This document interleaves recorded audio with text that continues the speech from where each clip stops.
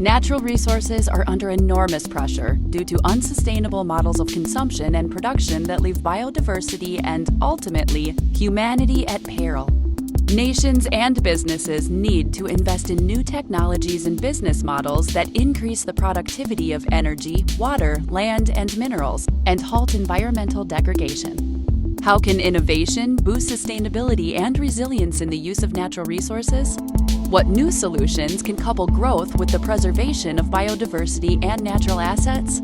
What partnerships can accelerate the transition to a net zero economy? With the Frame the Future conversation series, we are engaging corporations, nonprofits, government agencies, universities, entrepreneurs, and you. We are bringing forward 5 future-defining topics: innovation, partnership, sustainability, resilience, and inclusiveness. With each topic, we're bringing forward new ideas, sharing insights, and driving change. Join global leaders and us on October 6th to frame the future of natural assets.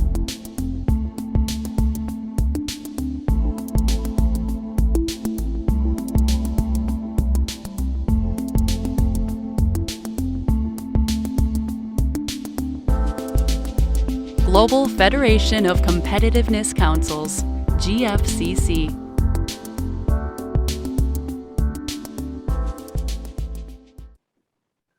Welcome, I'm Roberto Alvarez with the GFCC. We just had a problem with our video, but we are here today for another Frame the Future conversation. As I said, my name is Roberto Alvarez. I'm the Executive Director of the GFCC, the Global Federation of Competitiveness Councils. The GFCC, it's a global nonprofit organization. We have members that are corporations, private sector councils and entities, universities, and government agencies. Combining our members and fellows, we have a footprint in 30 countries today. And we're here to really to have another Frame the Future conversation.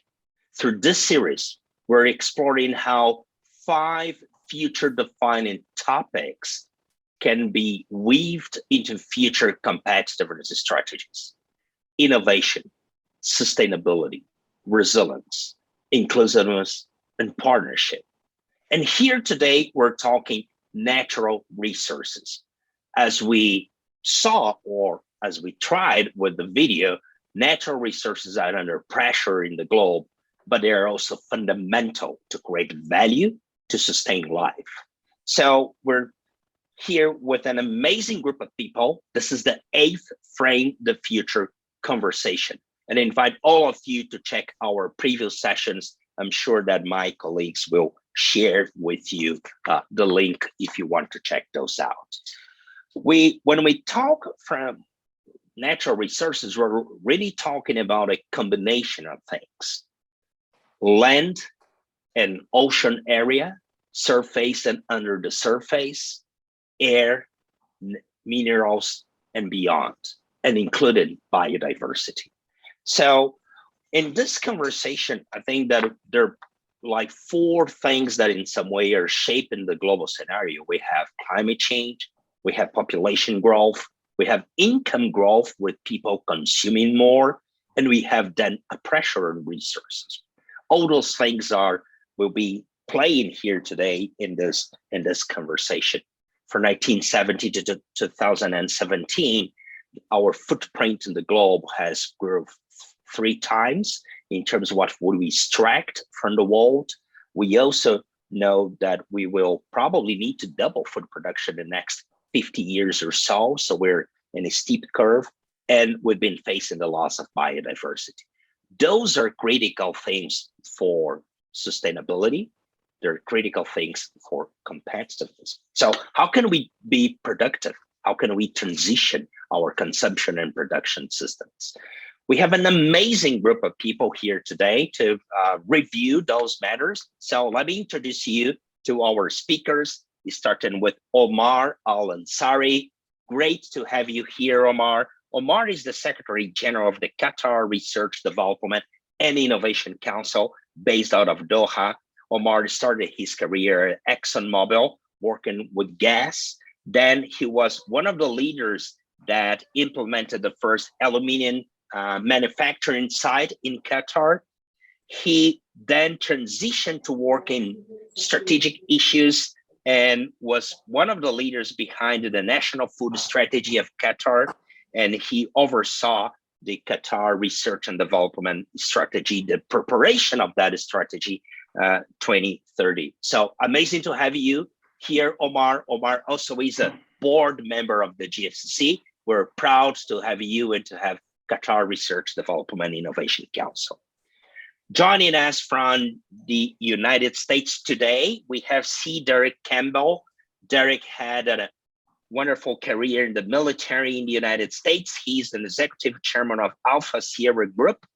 And through that company, he has been working in global energy transition, metals and minerals with a focus in frontier markets, especially. Derek also is part of the Sub-Saharan African Committee of the U.S. Exim Bank, and he's a part of the advisory board of the African Energy Chamber. Great to have you, Derek. From Malaysia, late night there, 9 p.m., Professor Zachary Abdul Hamid, one of our distinguished fellows and one of the hosts for the GFCC Global Innovation Summit 2017 in Malaysia. Professor Zachary is the science advisor for the Campaign for Nation. He's the scientific advisor to he's a scientific advisor to the president of the Islamic Development Bank. Throughout his career, he had a variety of capacities. He was a university professor. He was the science advisor to the Prime Minister of Malaysia. He was part of the United Nations Secretary General Scientific Advisory Board, and he is a champion for nature and biodiversity. So thank you so much for having you, Professor Zachary. From Southampton, we have Professor Guy Poppy. Guy is a professor of ecology at the University of Southampton. He is a director of Transforming UK Food Systems Strategic Priority Fund. Until recently, he was the chief scientific advisor to the Food Standards Agency of the UK. And he has played a variety of roles in research, business, and university in relation to ecology, food, and natural resources. I would like to ask everybody to put their mics on mute. And Vanessa, if you could help me to do that, if we're having some return noise here. And finally, from New Jersey today, we have Karen Calvino. Karen is a scientist who is the CTO and co-founder of Renew CO2. It's a company that's capturing carbon. So, and she also is a fellow of the Chain Reaction Innovations, which is associated to Argonne National Lab in the United States. So wonderful to have you all and to have you who are attending this session. And I really want to invite all of you to be part of this conversation. So please feel free to use the chat to share any resources that you have. Please feel free to use the Q&A to share any questions that you may have. We really want you to be part of the conversation.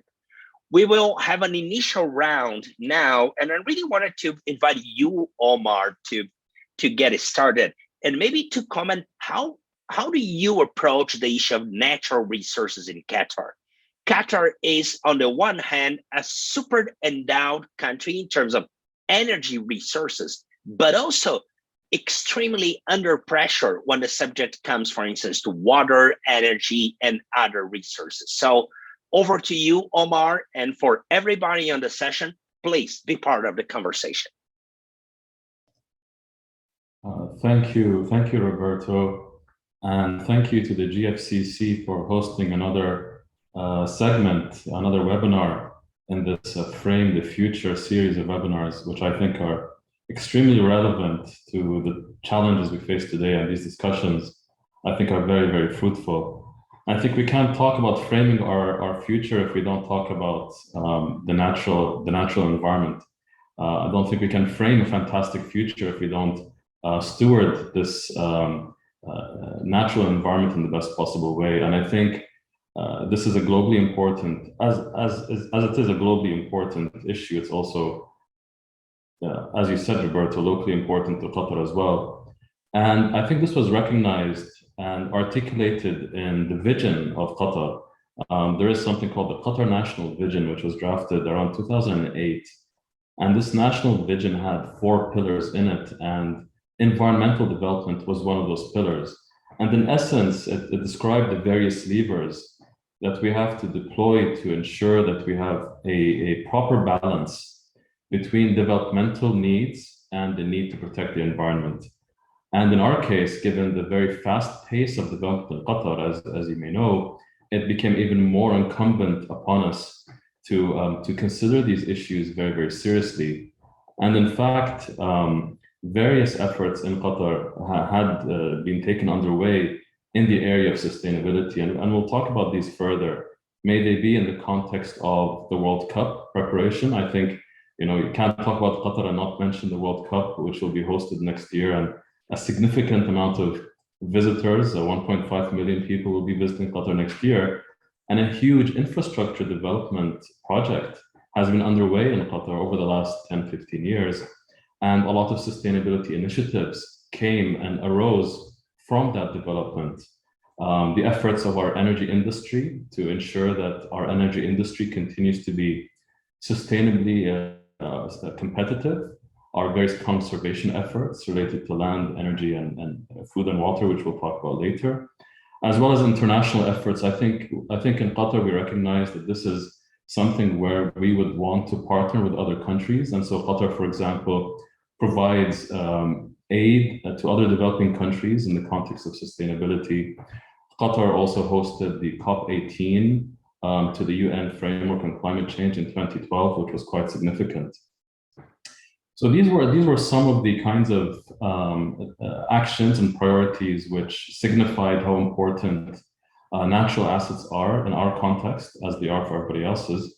But going forward as well, we do see an opportunity to further leverage innovation and further leverage research to address this agenda. This is why we had also put in place a strategy for research and innovation for the next 10 years. We call it QRDI 2030. It's essentially a 10-year roadmap. And the purpose of this roadmap is to transform our research and innovation ecosystem to address priority areas such as resource sustainability.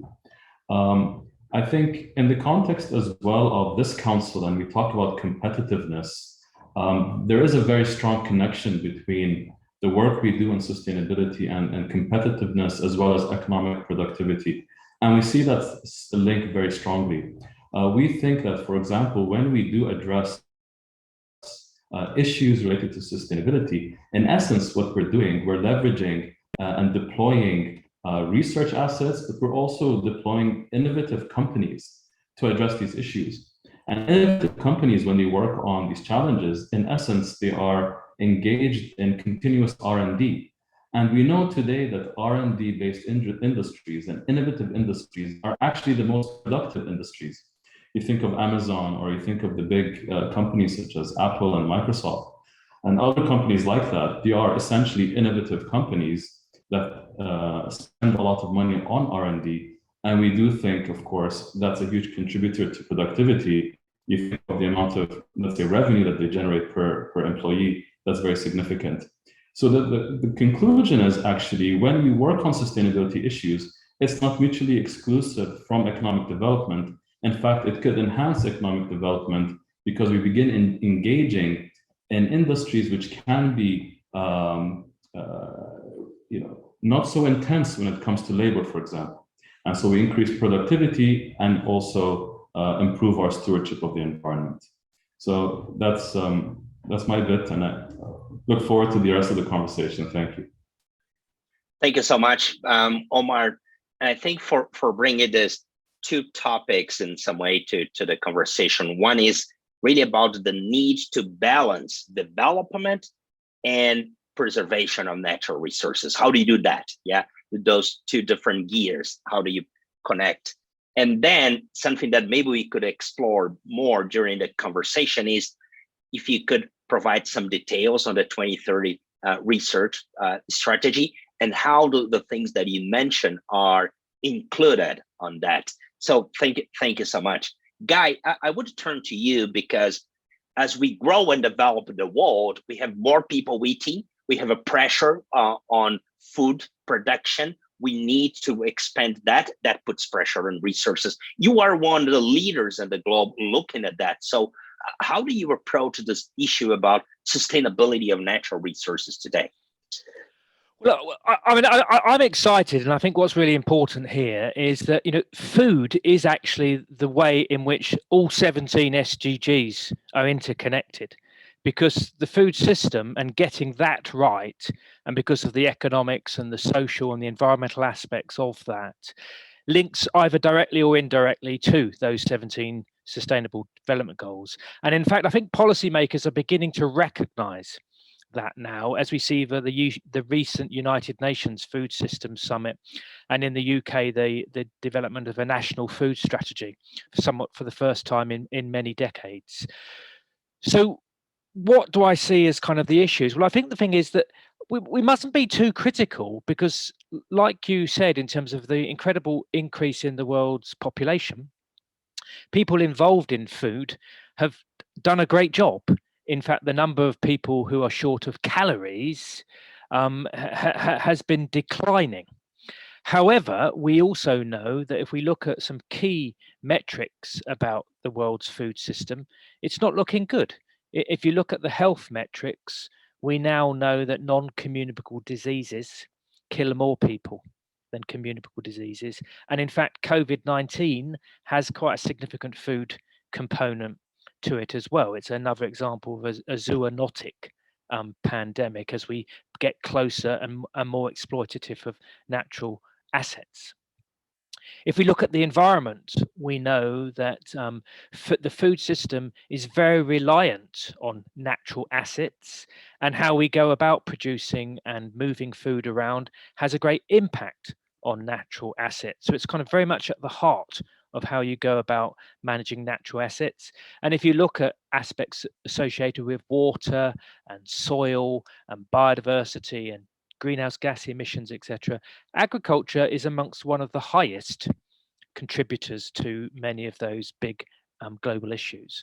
And then even if we look at the economics of the system, in which in the UK we estimate that for every £1 spent on livestock, it costs the economy 2 to 3 times that, because of the health and environmental full economic costs if they were costed in, associated with the current way we do things. So I think firstly we need to flag we've done a great job, but secondly, maybe it's time to start thinking about, are we reaching a tipping point in which if we don't act now, we move into a unstable state, which will have some pretty significant consequences. A former chief scientific advisor to the UK government called Sir John Beddington coined this term the perfect storm, where energy, water and food were in a nexus which would cause mass migration, mass warfare, and a whole range of other things. So it's very important that we deal with this. So I think the productivity thing has been there, but now we need to be thinking a bit more carefully than just calories per unit area, which is largely what the FAO, to be honest with you, have focused in on. We ought to be maybe thinking about healthy diets per unit area rather than just calories. In terms of sustainability, I think I've mentioned the pressures on things like the phosphorus as a natural resource for fertilizing crops. I've mentioned the biodiversity losses and the soil losses, the water issues. So we are perhaps at this tipping point, which if we don't address it soon, we could get a dramatic shift in the state that we want to be in. And then the final thing that you mentioned there in terms of resilience, I think we're beginning to see now the first signs of the resilience kind of being challenged. I'm sure all of you have seen the challenges associated with pandemics in terms of some of our supply chains are incredibly unresilient to slight shocks. The world's food supplies, things like a staple crop like wheat comes through about 7 choke points in the world. Key shipping routes, which if they're blocked in any way, that has implications. And I think we can't not forget the issue of climate change, in which sometimes if you purely breed for productivity, those sorts of crops aren't very good at coping with extreme droughts or extreme rains. And climate change, I think most people are beginning to realize now, it's not just about warming, it's about extreme events. And it's very hard to produce something ultra productive and resilient. Thank you. Thank you, Guy, for let's say making the case for a systemic shift, right?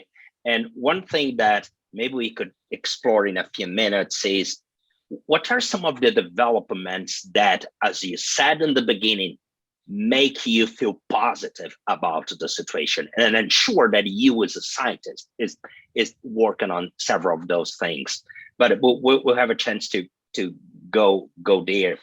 Derek, I want to turn to you. You've been working with, let's say, with a different perspective. But back to what Omar said in the beginning, this need to develop society and also develop resources, but also to transition in some way and to balance that with the way we steer resources. This is something that I've heard from you when we had conversations, for instance, about Africa. So you've been working with energy and minerals. So how do you approach the issue of productivity of natural resources? Yeah, absolutely. Hey, thank you for the opportunity to participate in this Frame the Future session. I consider my participation in the GFCC as a distinguished fellow as an honor.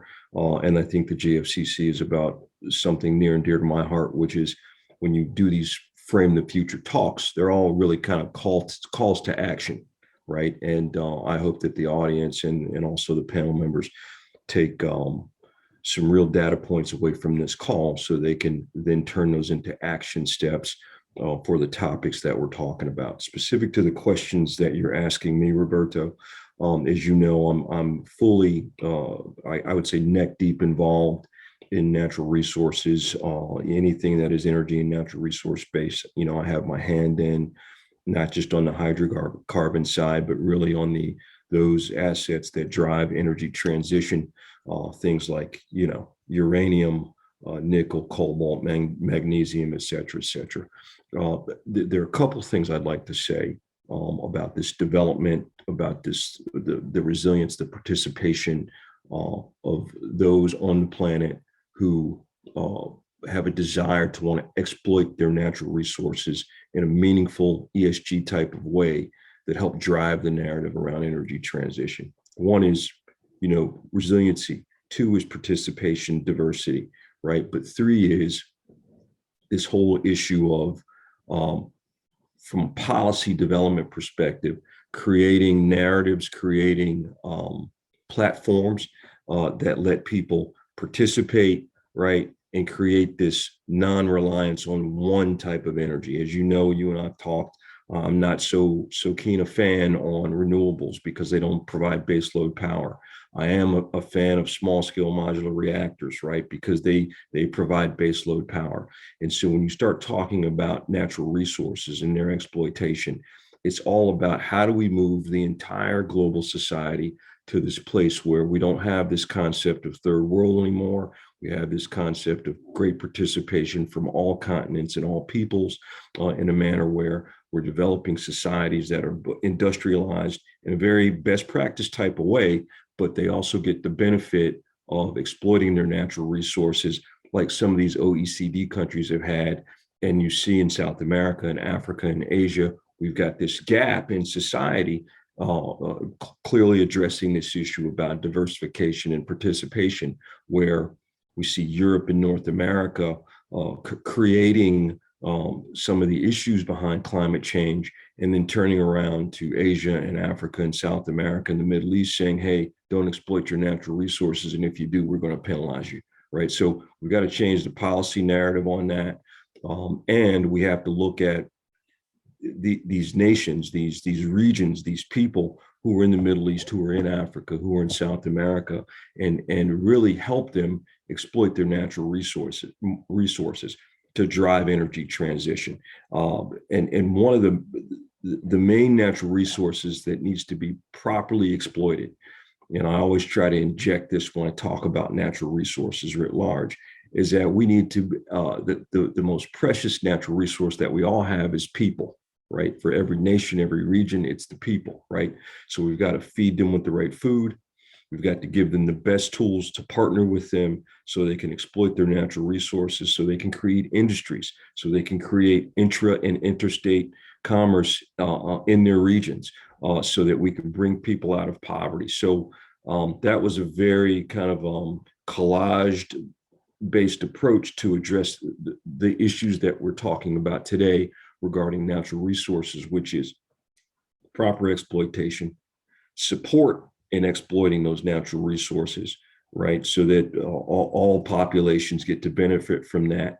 And then also making sure that we're not narrowly focused on, one like OECD type of narrative about on natural resources and how they only need to be exploited in one type of way, this over reliance on renewables, which is proven to not be really the thing needed to bring societies out of poverty, and that we take a very holistic approach to natural resources from an energy mix perspective, from a food perspective, from a water perspective, to really push societies out of poverty. So I would like to later in the call really kind of address energy transition in a more specific kind of way. But now you see my perspective on, how we best need to exploit these natural resources that we have in support of our most valuable natural resource, which is humanity. Thank you, Derek. I think that your message is very clear. There's no one such thing like one model fits all, right? So, and your point that there are different realities across the globe, and we should not hinder the development or value creation in certain parts of the globe, just as we don't have a model to do that, or that doesn't fit the one model, right? So I think it's a very clear message. Thanks for sharing that. Karen, I would like to turn to you, because you, in some way, what you were doing is connected to that, but also to a conversation that we had here before in the GFCC, when we had a session about infrastructure. We talked a bit about the need to capture carbon, right? And I think that you bring an interesting perspective, because you are the founder of a tech startup, deep tech startup, that really uses carbon as a critical resource. So I would like to hear from you. What's your perspective on the productivity of natural resources? Thank you so much for having me, and that's a great question. So as you know, carbon is one of the most important resources that we use to make materials to produce energy today, and it sustains a lot of the comfort that we have as humans on the planet, and allows us to live in areas that wouldn't be possible to live before, where we regulate temperature, we transport goods, and so on. And we've been relying on petroleum to do all of that for such a long time. But what has changed in the past few decades is that petroleum is not as available as before. So the energy return on investment on extracting a barrel of oil today is half of what it was in 1950. And as we go in time, this return on investment will go lower and lower. At the same time, the population is growing, and the pressure for making materials, for using energy, is going up, and the need for that carbon is going up. So we are pressed to use the carbon resources more efficiently, and not to mention climate change, of course. Right now, we're extracting carbon and pumping at the end of life carbon to the atmosphere in the form of CO2. And that is not sustainable because of the extreme weather events that we're seeing.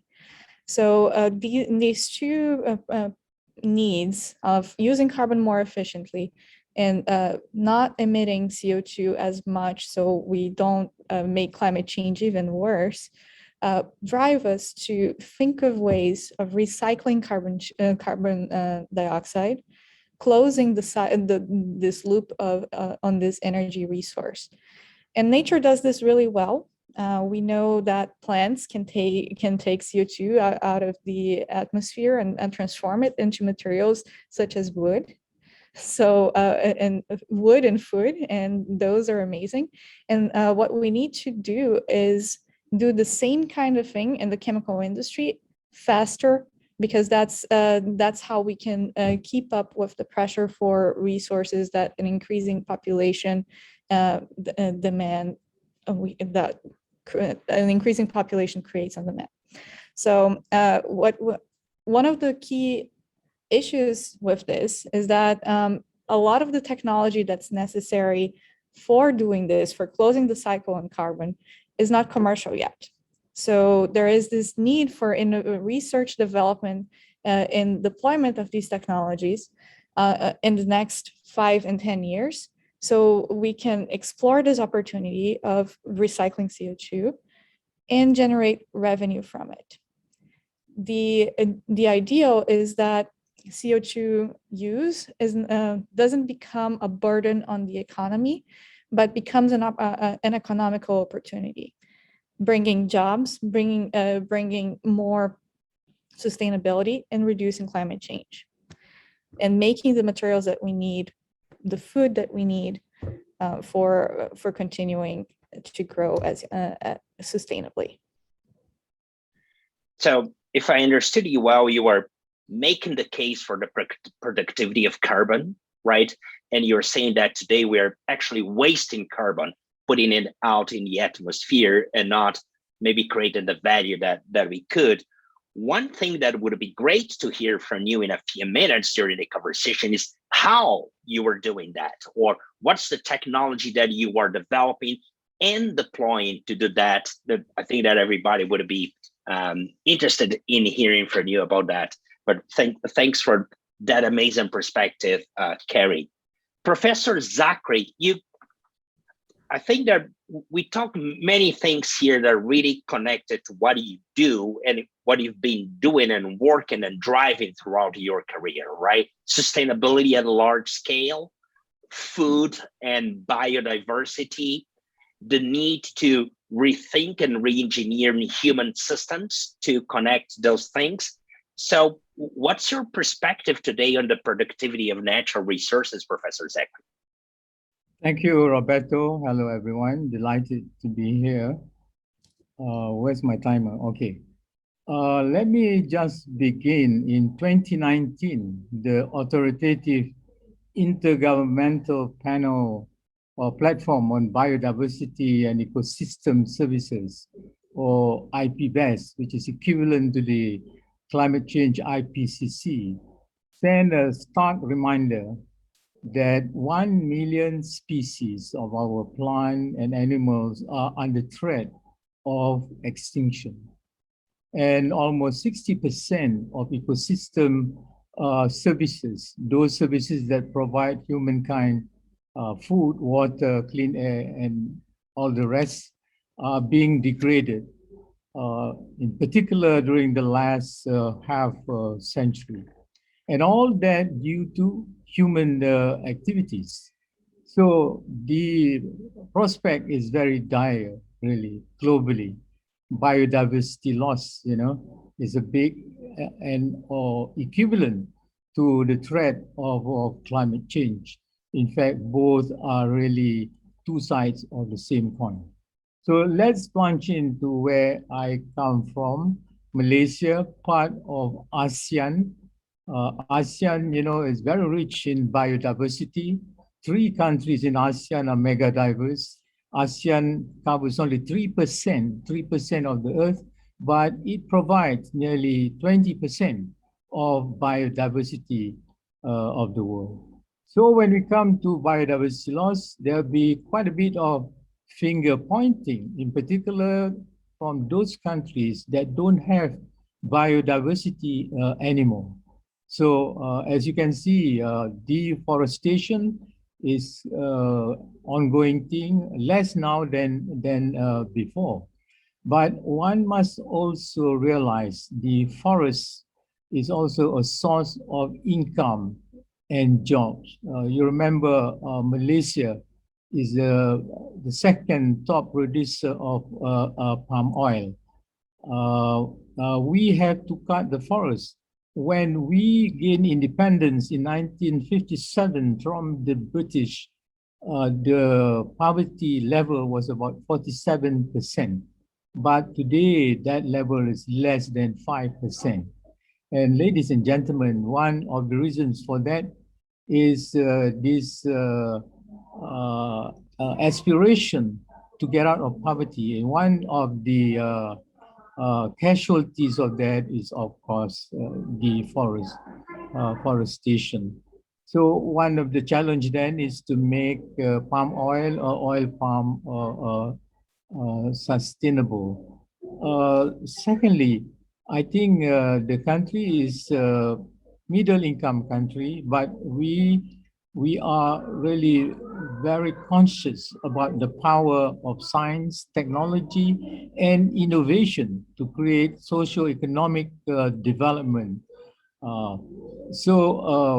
With that, with some political commitment or political will of our leaders, we have set in place national science policy, national SDI policy, and we are not doing too badly. In fact, we have a program now anchored at the Academy of Sciences Malaysia, where we analyze the socio-economic drivers in Malaysia against global development like artificial intelligence, the fourth industrial revolution.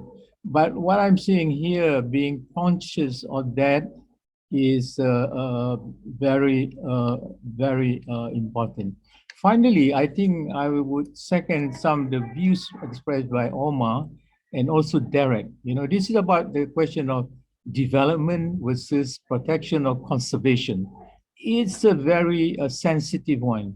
So something which I hope we can discuss in the next few minutes. Where do you draw the line, you know? Yeah, where do you draw the line? It has to be somewhere in between. Roberto, let me stop at that for now and come back in a little while. Thank you. Thank you so much, Professor Zachary, and not just for being here, but I would say throughout the years for your inspiration in relation to several things that we're doing in the GFCC. And I think that you posed this fundamental question, where do you draw the line? And associated to that, and I think the things that we heard from all of you, actually, starting with Omar in the beginning, is what are the developments that are needed to change the game, to change trade-offs, to change really, to re-engineer the systems, right? In order to balance, as you said, Omar, development with the better use of resources. So I really want to invite everybody in attendance here. We have colleagues from Ukraine, from Brazil, from the United States, from Mexico, from Malaysia, from, let's say, from different countries, from Canada, really to be part of the conversation. So please feel free to share resources and comments, but also feel free to share questions that we could pose to our speakers today. Maybe Omar, I could turn back to you, but I really want to maybe to use this as a common question for all of you, and I would like to see who from our speakers would like to jump into the conversation.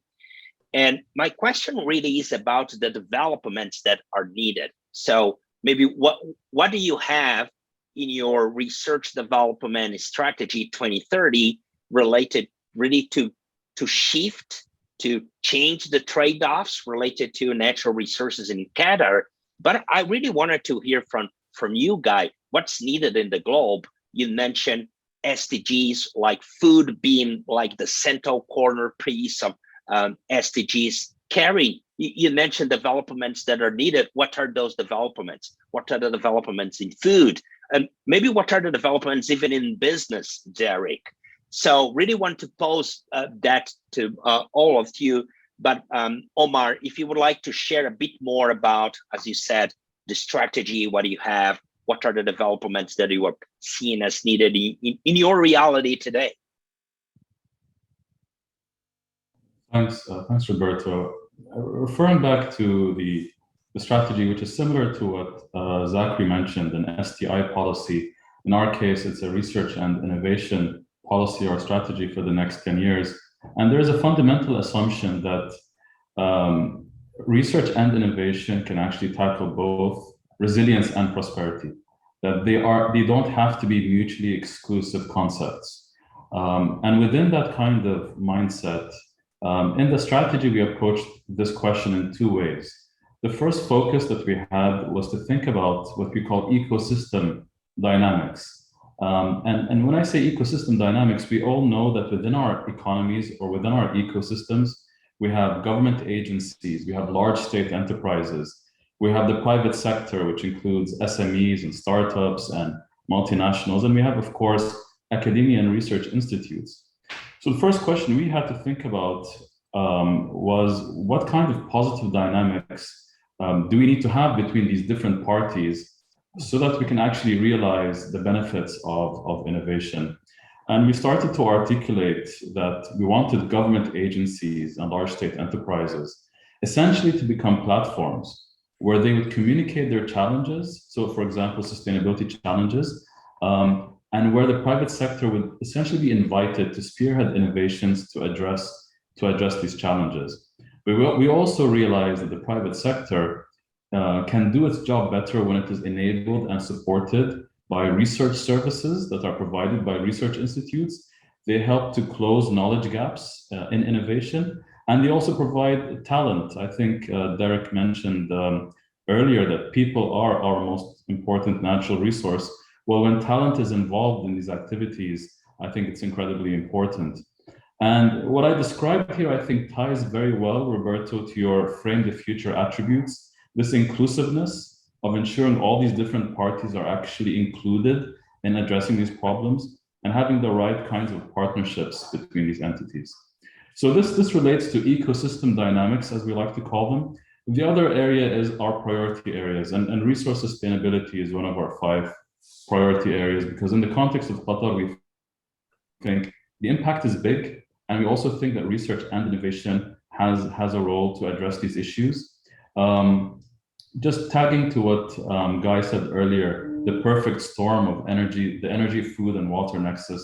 I also think this can be also the perfect opportunity, using that kind of system-based approach that also I think Guy mentioned. For example, you can imagine a scenario where CO2 that is captured by a company like Karen's, Renew CO2, that CO2, when we capture it, can be pumped into greenhouses, for example, increase the efficiency of greenhouse production. That's an amazing example of the kinds of synergies that you can have when you take a system-based approach. And when you build platforms like the ones that Derek mentioned, where we can bring people together and where we can actually use these platforms to connect the challenges with the solution providers. And these kinds of platforms are what we've thought quite a lot about within the context of our strategy. Very good. You just provided an amazing headline here. I think that moving from the perfect storm to the perfect opportunity, that's an amazing concept. So thanks for that, Omar. And a quick follow-up question based on what you said and ecosystem, the whole thing about ecosystems dynamic in terms of the different innovation players, science and technology players. Am I right to understand that you are orienting your science, technology, innovation efforts towards challenges, that you are going into that direction in Qatar?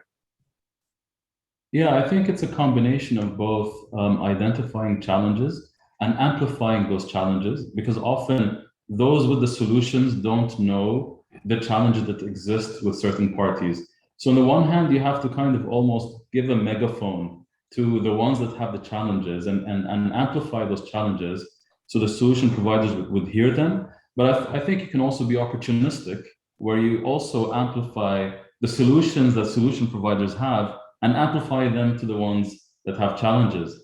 And that kind of amplification, which I think happens when you have the right maybe local and maybe regional and global platforms, is what creates the kinds of connectivities we need. That's right. Yeah. So two very, I would say, powerful ideas, systems engineering, and really have been more results, mission challenge oriented. And so great to hear that. Who else would like to jump into the conversation? Derek, I see you. This is a great discussion, and candidly, hard to follow Omar.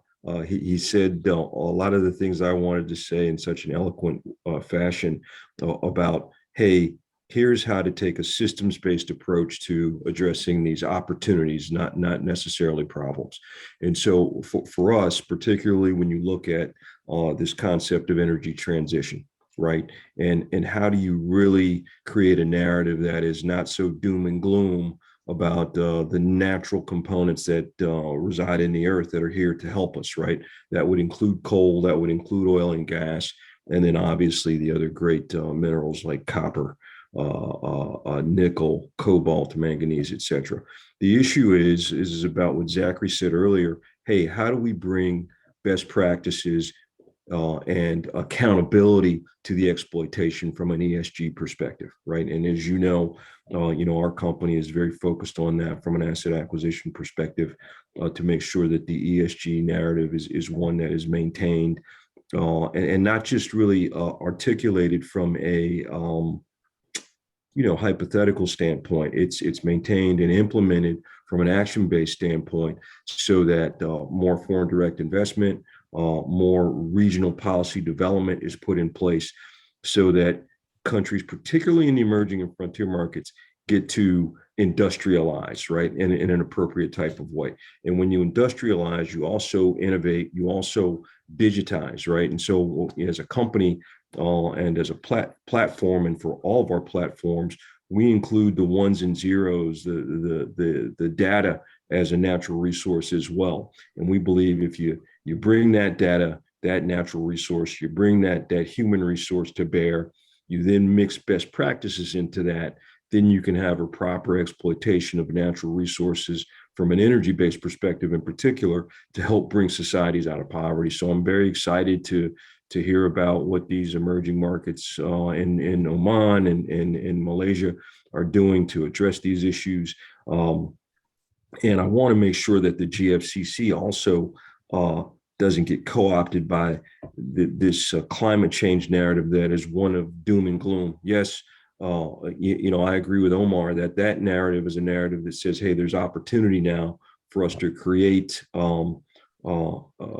systems and programs and policies that help us exploit our natural resources in a manner that lifts societies out of poverty and kind of evens the playing field across the globe, right?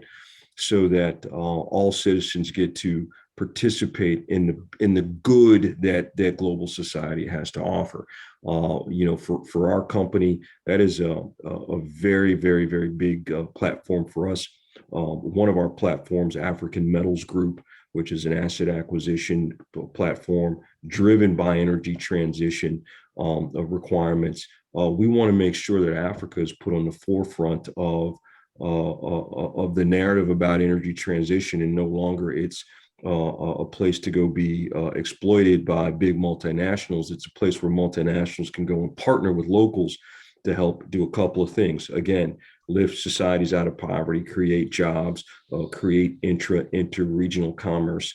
A, B, do it in a manner that is best practice and from a policy perspective, given an opportunity to grow to benefit citizens globally. So I'm encouraged by what I'm hearing. And from a business perspective, I want businesses to start to partner with the likes of the government of Malaysia, the likes of the government of Qatar, to really kind of speed the process up, right?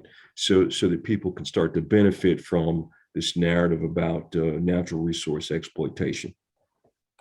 So what you were saying, Derek, is that we don't need to replicate the past. We can develop resources using new technologies, new models, new systemic understanding of that.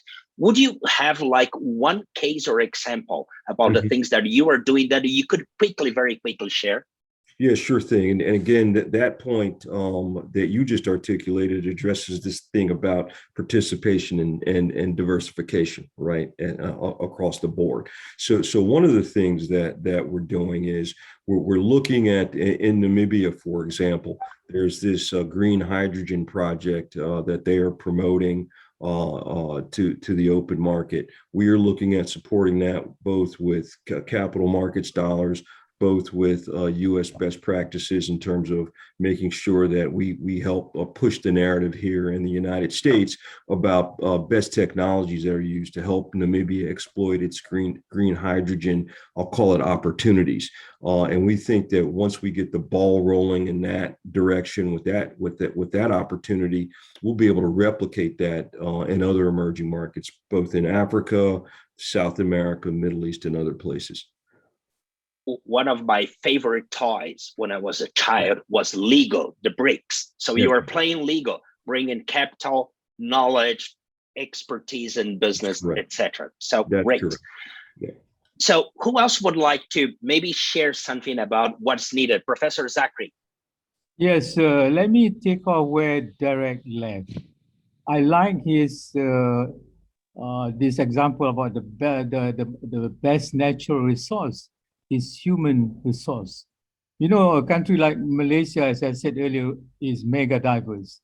But if we don't have the talent, the capacity, the expertise, you can't develop those resources in the jungle. So I support the need for training, for capacity building, and also the importance of R&D.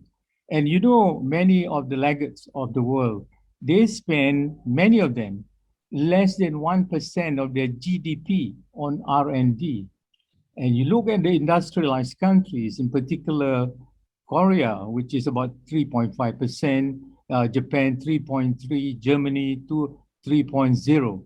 And these three countries rose from the ashes of the Second World War, but investment in human resource makes a lot of difference. So R&D, the STI ecosystem. You know, there's one universities in Malaysia belonging to Petronas, an oil company. University Technology Petronas is a private university. It's out of nowhere.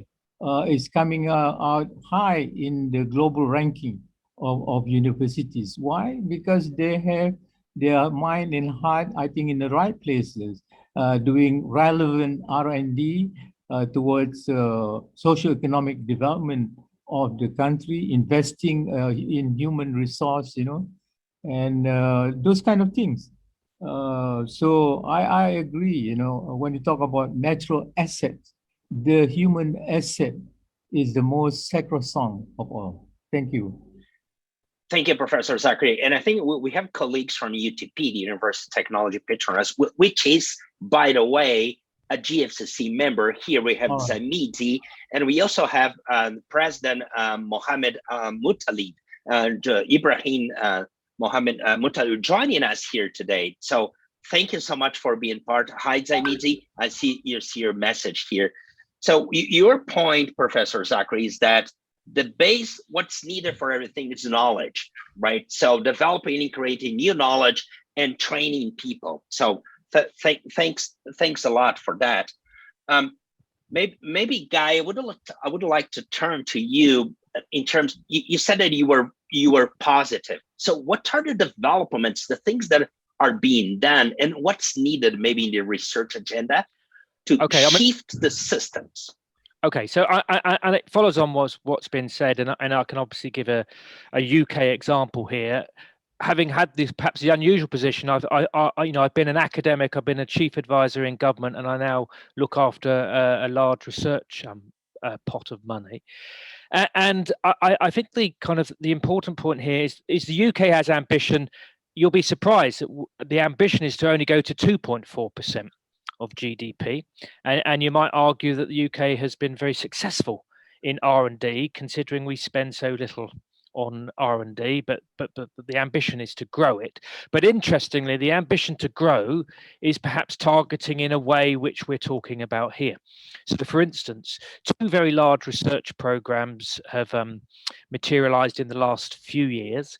One is called Strategic Priorities, and this is where government departments work with the research and academic and industrial communities to identify areas which need strategic investment. I run one on food systems, there's another one on air quality, there's another one on marine and aquatic resources, there's another one on the circular economy.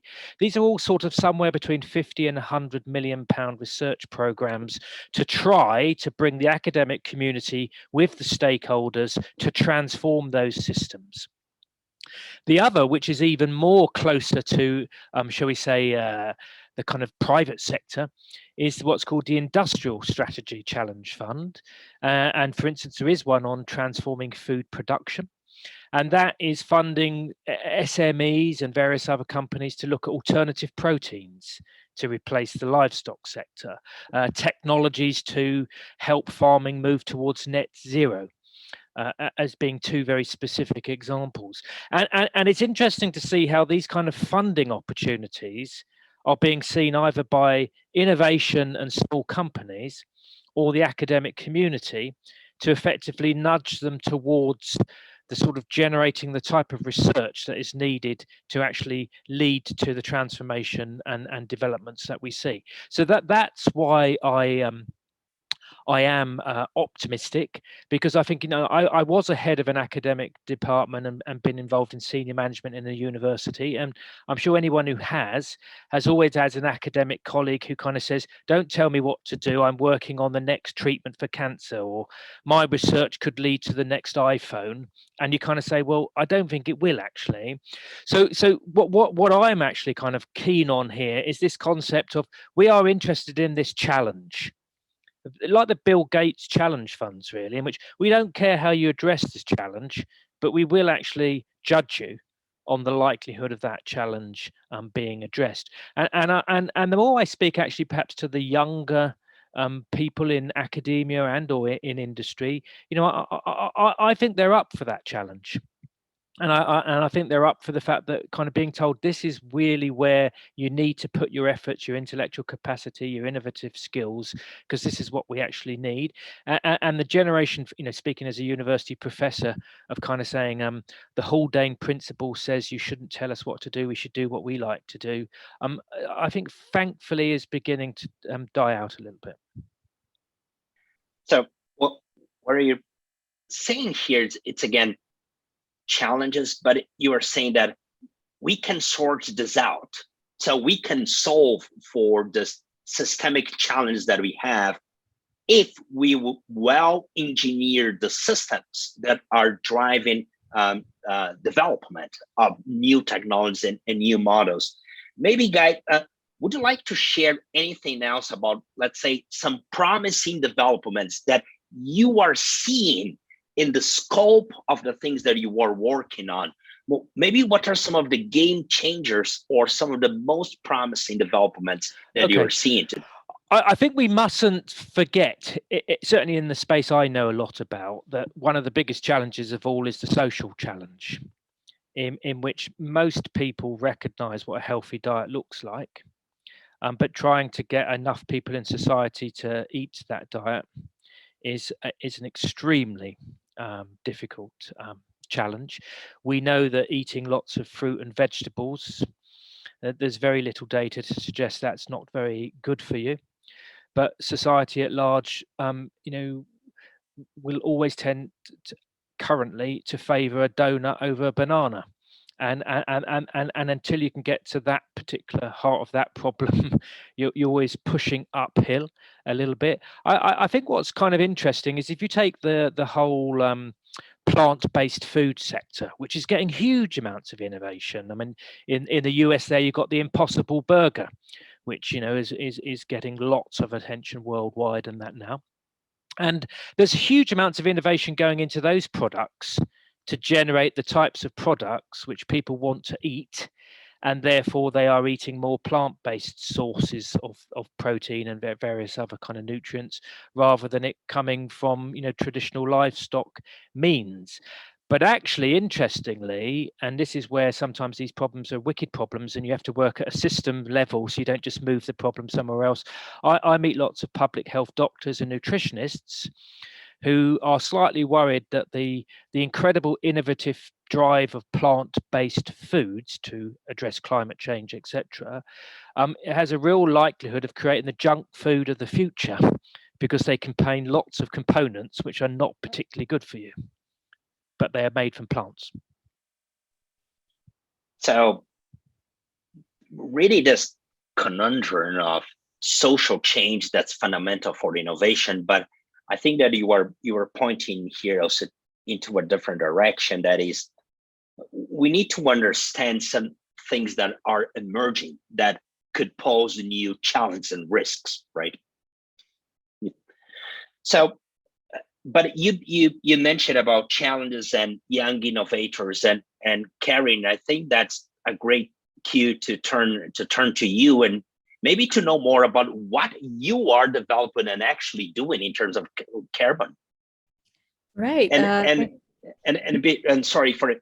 And something else. I just see that our colleague Chad Evans from the Council on Competitiveness and the GFCC, so it's here with us. And Chad, I know that you have recently hosted a session about plant-based food. So not sure if you have anything to share here, but it would be great to see you, Chad. Karen, over to you. Yeah. So as I was talking about reusing CO2 and closing that cycle on carbon, what we're developing is a technology that equips the chemical industry to get CO2 streams that are byproducts of their processes and use it to make other products like plastics. So instead of making plastics only from petroleum, we're making them from CO2 emissions. That enables these chemical companies to meet their climate goals and do that at a profit, producing the materials that we need and expanding their capacity. So this is something that came out of the university environment, and we got it into a startup because we saw demand for it, but we didn't see companies having the know-how to license the technology and do the rest of the development internally. We saw the need for doing a lot more development to get the technology readiness up to be able to commercialize the technology. And this is only possible because we get funding from the government, we get resources from a national lab to do some of the development. We get partnerships with companies that want to invest in becoming more sustainable, and we have interest from investors that are looking to have an impact with the investments they make, and are less interested in multiplying their money in 1 year, but have a longer horizon for multiplying their investment. So all of these factors are super important to enable us to pursue this. Otherwise, I would have graduated from grad school and gotten a job in an oil company developing catalysts for making oil refinement more efficient or something like that. So enabling young scientists to pursue these different technologies comes from investment and policy changes that are happening across different sectors. Another thing that I wanted to bring up in this opportunity of using CO2 is that we're focusing on plastics. There are other startups focusing on making fuels from CO2, which are super important for powering things such as airplanes that can't really be powered by hydrogen, for example, or batteries so far. We have also companies that are using CO2 to make proteins and meat substitutes. So it's really an interesting confluence of different uses that we can have from CO2 and produce assets in different parts of the economy. So two quick follow-ups here, Karen. Where do you stand in terms of your technology? What's your readiness level now, right? And the other, it's more like related to what Guy has shared with us. Why are you doing that?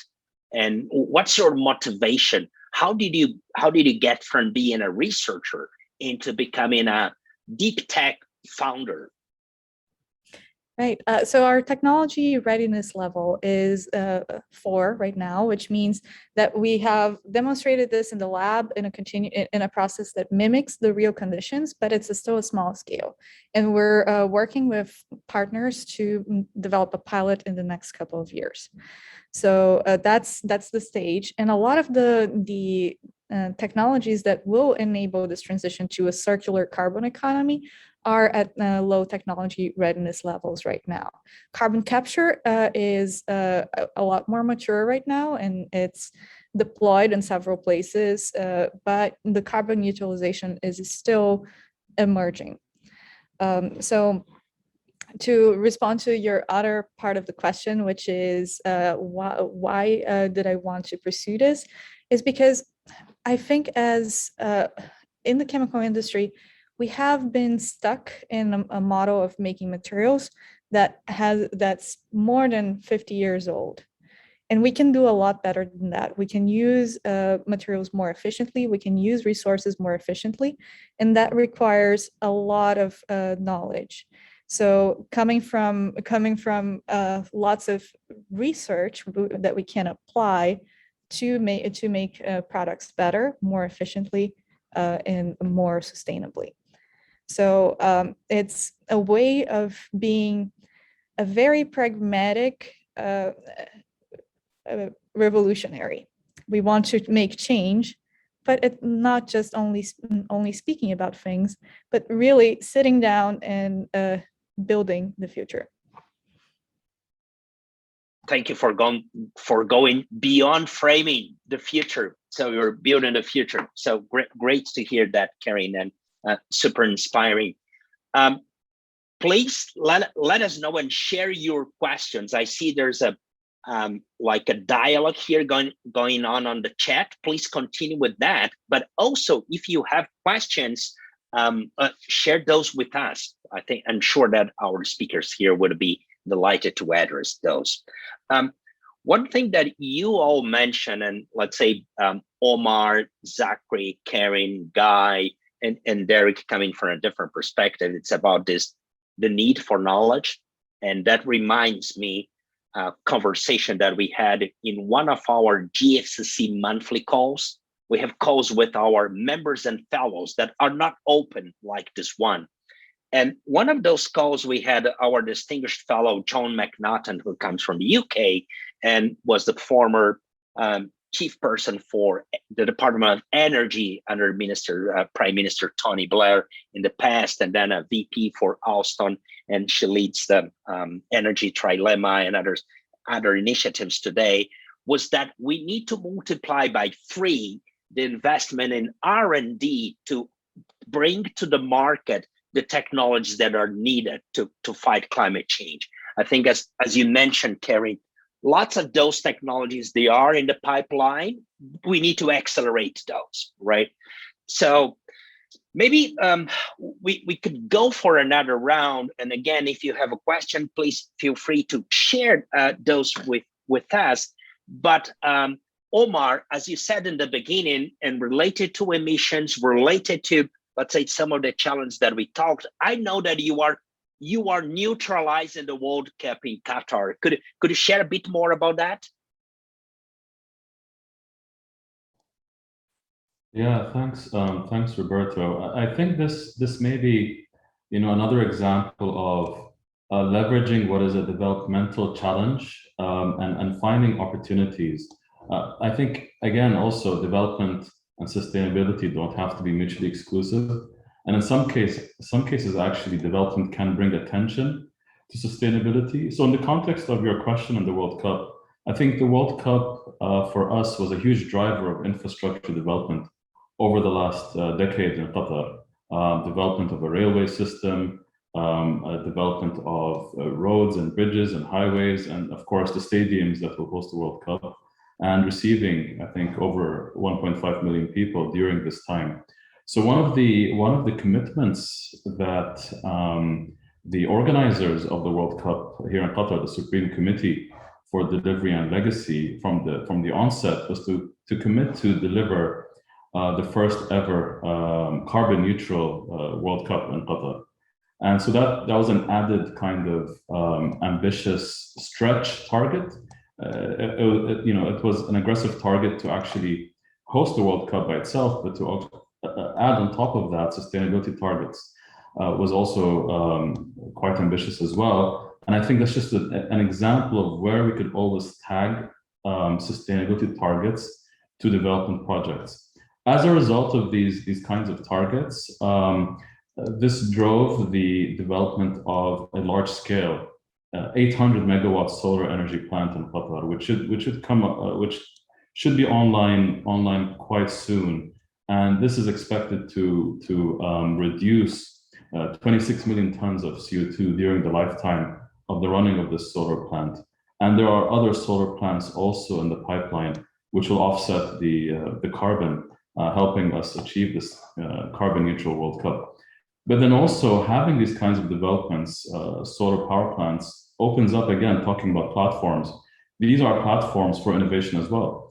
You can invite startup companies to get involved in, for example, machine learning and robotics to clean these solar panels, and that drives further economic development as well.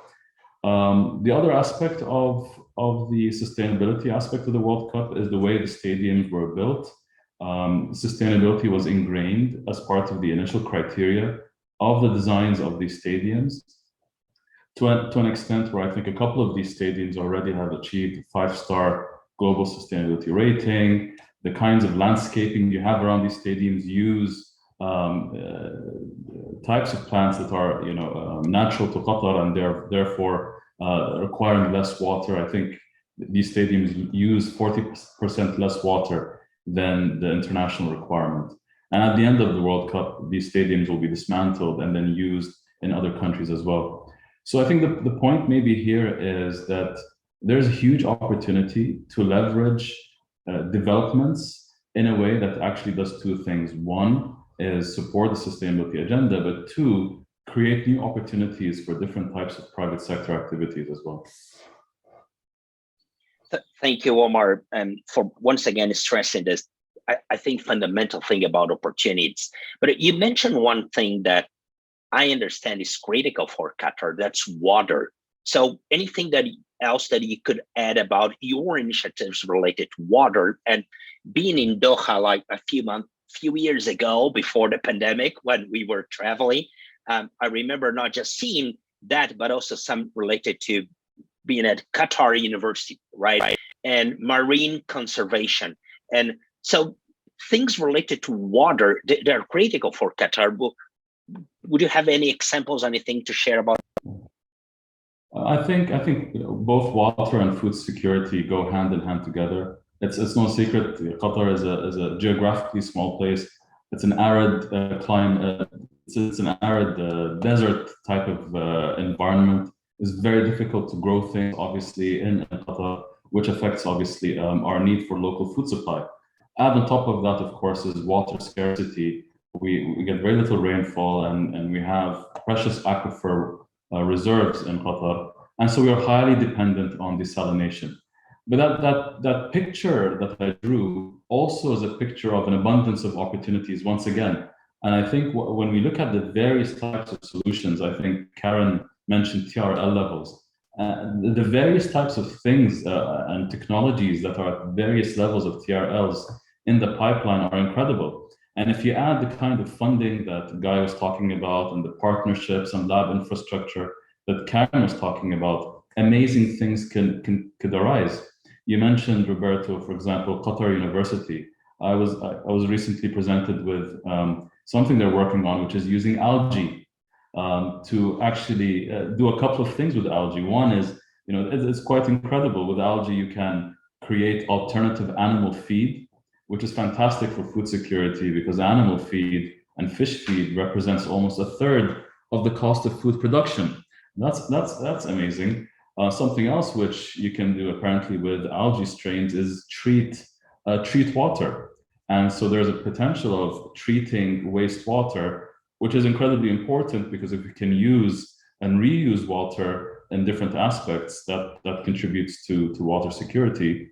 But then again, this is one of those system issues. You're solving for food security, you're solving for water security, but it turns out that the process that is used to develop these algae strains use CO2.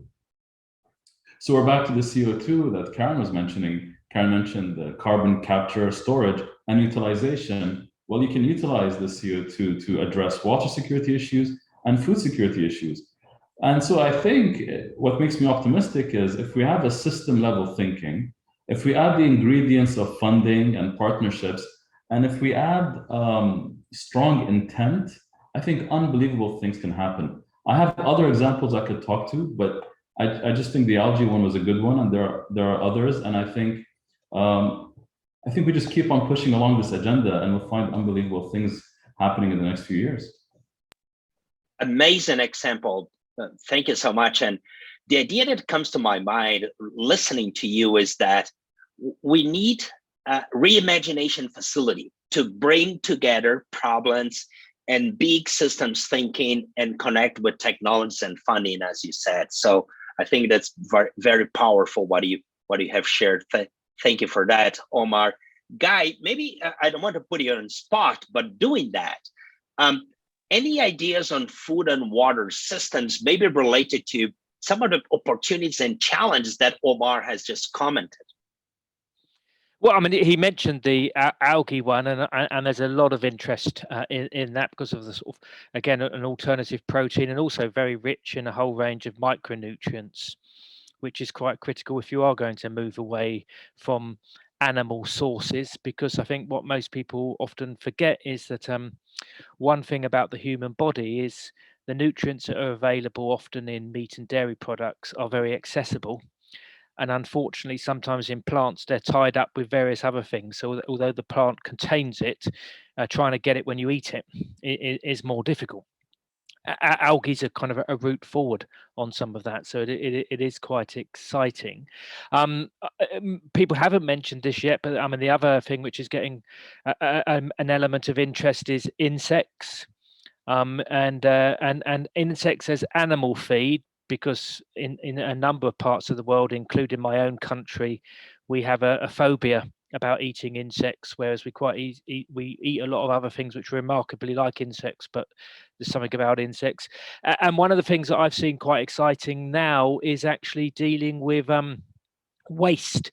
So one of the things we haven't maybe discussed quite as much as we should is the huge waste of natural resources, and the amount of food that's wasted around the world could feed a lot of people and reduce the reliance on kind of producing some of that.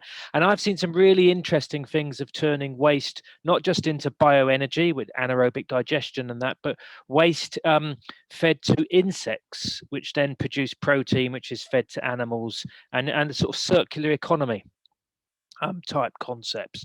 So I think these are things which are innovative and not only got the good TRL ratings that you were talking about, but actually I think the business models don't need modifying that dramatically to enable that to happen. And when I talk to the food system and how to transform it, one of the biggest problems we often talk about is what's called the missing middle, in which we pay a lot of attention in farming up to the moment food's produced. We pay a lot of attention in how food is consumed and what people do with it. But the whole food producers and food retailers, which is where a lot of the money's made, where a lot of the influencing goes on, quite often the research outside of the food industry doesn't penetrate it, and the food industries will often say to you, and quite rightly, that if another business model can come along, that they'd quite willingly adapt and adopt it. Hence the conversation of plant-based products. I mean, the supermarkets have jumped on that in the same way as gluten-free products and these types of things. So I think having the innovation which can slot in to the business models that are currently in operation without dramatic change are probably going to be faster, to be adopted. Hence, this insect production on waste being fed as animal feed doesn't require then trying to run loads of adverts convincing people that eating a locust is the same as eating a prawn. So really, you are bringing this concept of feed in relation to existing business models to accelerate transition. So great. Maybe what are the low-hanging fruits or the easy-hanging insects? Yep. So nice to hear that. Derek and Zachary, would you like to share anything else? We have around 8 minutes to go, and I really wanted to go for a final round. But before that, anything else that you would like to add? Two things I just want to really amplify here. One is about this narrative again regarding energy transition and the use of natural resources in support of that, particularly this concept of having that narrative be driven by now the people who own the natural resources, those folks in the emerging and frontier markets, right? So, and the other thing I want to mention is about GFCC writ large and some of its requirements as an organization, regarding some of the narratives that it wants to push and pursue. And really, let me conjoin the two, and I can say it this way, that I think there is an opportunity here for GFCC to drive this narrative around energy transition in support of the proper exploitation of natural resource assets, whether it be natural gas or some kind of a critical mineral, strategic metal, rare earth asset. I think that by driving best practice competitive capabilities, methodologies that can be deployed across the world to properly exploit these assets, and again, an ESG type of way, right, that is both accountable and responsible. I think the GFCC is the platform to drive that narrative and to make it a call to action for all of these societies that GFCC touches across the world, for them to work together to deploy these best practices in competitive, business, technological, and business methodological practices to really exploit these natural resources in a manner that again lifts everybody out of poverty. And I'll rubber stamp what I've just said with this one piece, which is kind of near and dear to my heart as an American. My country has been a large part of the climate change issue that we're dealing with, and we've done it in a way that has been a little irresponsible, but now we're becoming responsible. And I want to make sure that from a business perspective, from a technology perspective, we take some of these Western ways that we do business, and we let Africans, Asians, Middle Easterners, Eastern European folks really conjoin with these practices so that we can, again, meet ESG standards, but have these societies drive the narrative instead of just be on the outside as people who just apply a resource and walk away and don't get to benefit from the exploitation of these assets, right? That's a big deal to me. And I think GFCC has an opportunity to help make sure that there's a positive narrative for the emerging and frontier markets as they go to try and industrialize their nations through the exploitation of these natural resources, to include their human resources, to include tech and innovation and data. So you were invited us to play Lego. Thanks for the invitation. Yeah, I like that. That's right. That's right. Okay. Professor Zachary, anything else that we could, and maybe we could go for a final round, starting with you, Zachary. So, right. I want to go back to your original thesis of how do you do with the natural assets, or in my situation, biological resources. You recall I said the IPBES in 2019 said 1 million species of plants and animals are under extinction. Can you imagine that? The estimate today is there's about 8.7 million species on Earth. And what has been discovered by science is only about 1.64 million. And can you imagine those unknown can still be potentials for medicine, industrial products, and what have you, you know. So it's incumbent upon knowledge generators, researchers to get to this, you know. And to do that, we must utilize the advances today, like what we found in the fourth industrial revolution, AI, robotics, big data, drones, and whatnot.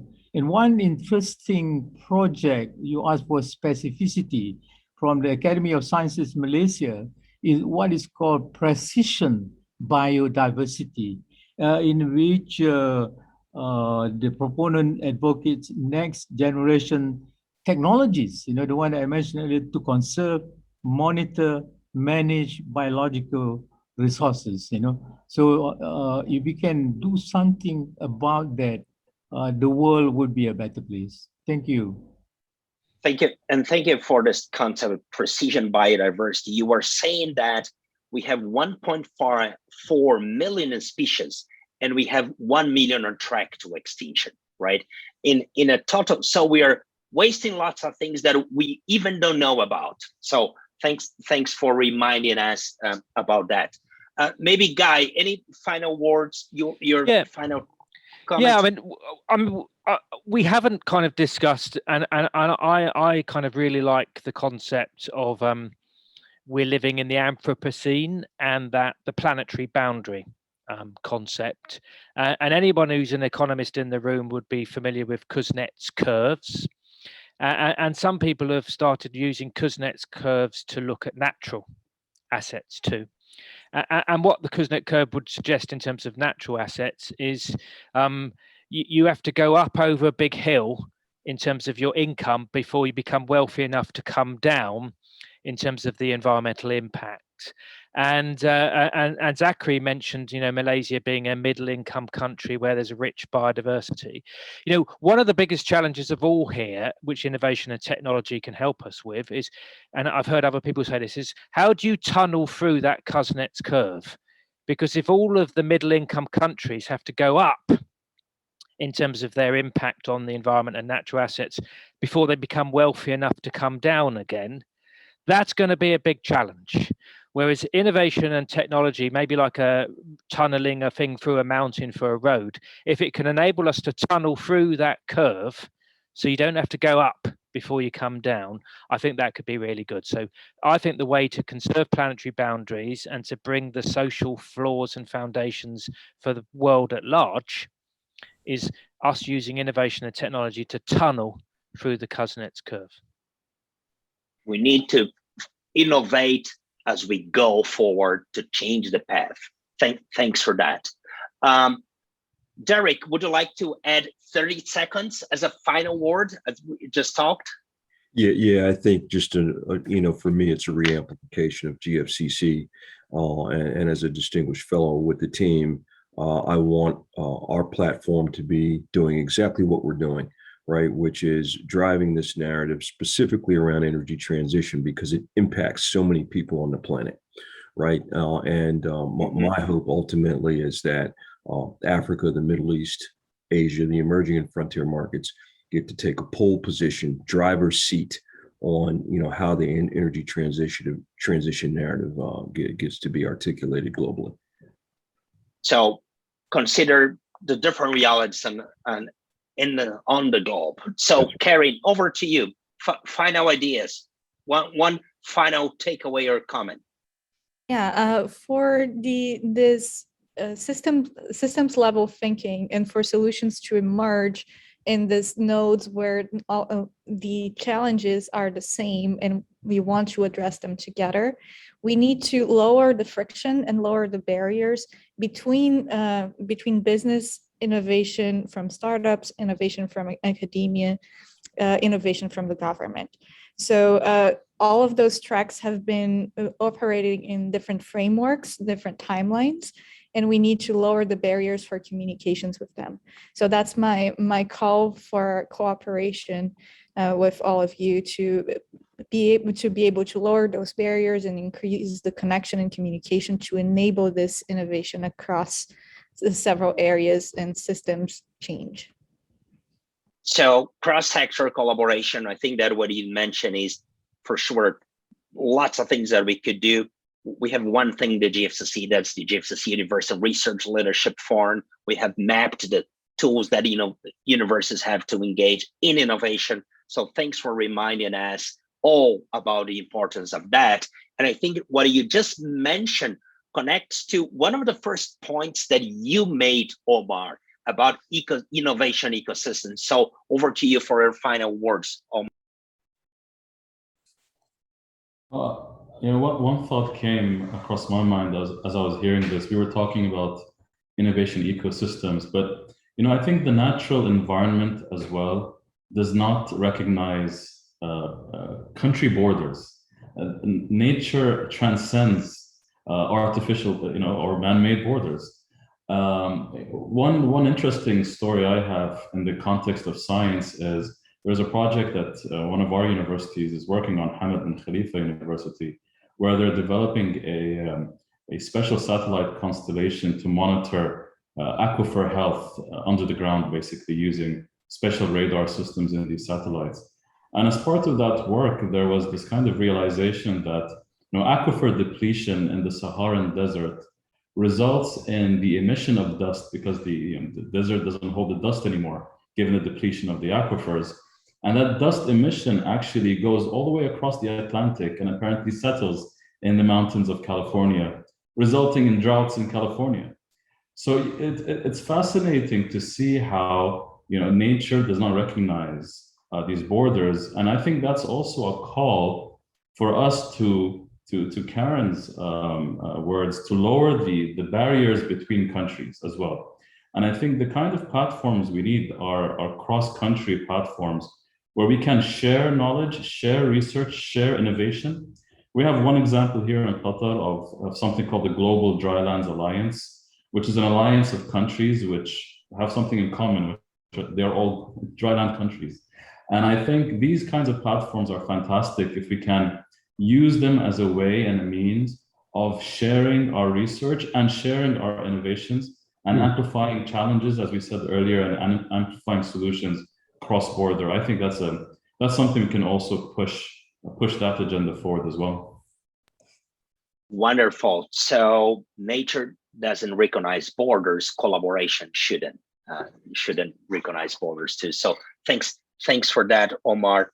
Three things that are really here on my mind, hearing all of you: systems and the need to re-engineer systems, the need to accelerate technology investment and knowledge, and this concept of finding maybe the entry points, recognizing diversity across the globe to really to have a fit between existing systems and new technologies and models to accelerate transition.